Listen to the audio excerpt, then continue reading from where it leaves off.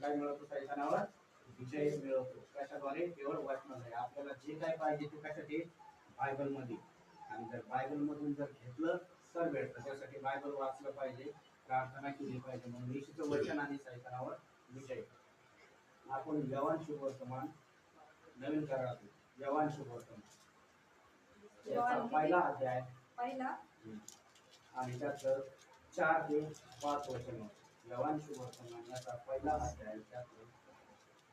4 ते 5 यवान शुभ वर्तमान यवान शुभ वर्तमान काळा सगळ्यांनी वाचा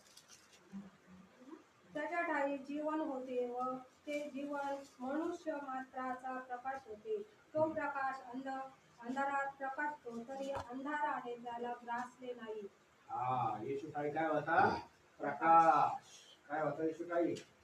प्रकाश आणि तिथं प्रकाश असतो तिथं अंधकार ग्रासले जात नाही अंधकार ग्रासला जात नाही काय होतं येशू प्रकाश काय होतं येशू प्रकाश आणि तिथं प्रकाश असतो तिथं अंधकार राहत नाही वाचू वचन देवाने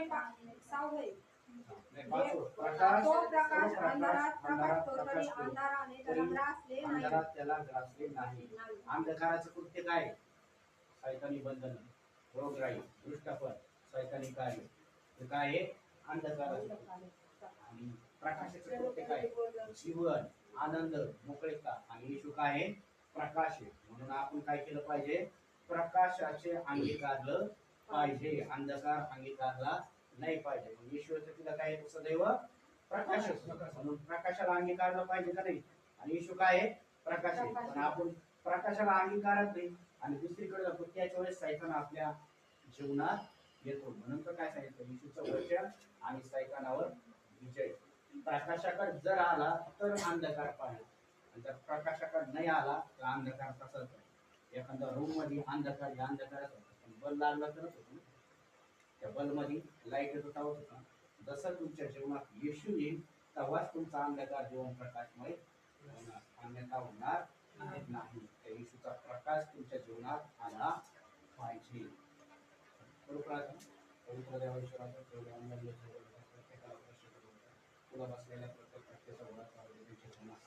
cancer leak thyroid leak HIV leak जेवढे वेळ खुशी असते तेवढे कुठलीही प्रत्येकाला बसलेल्या प्रत्येक व्यक्तीच्या उराचा पवित्र आत्मा प्रत्येकाला प्रश्न त्याला घरने त्याला घराचा आशीर्वाद त्याला गाडी त्याला गाडीचा आशीर्वाद आपल्याला आशीर्वाद त्यांना रसिक करतो आणि पूर्ण मोकळे करतो पवित्र आत्मा टच त्यांना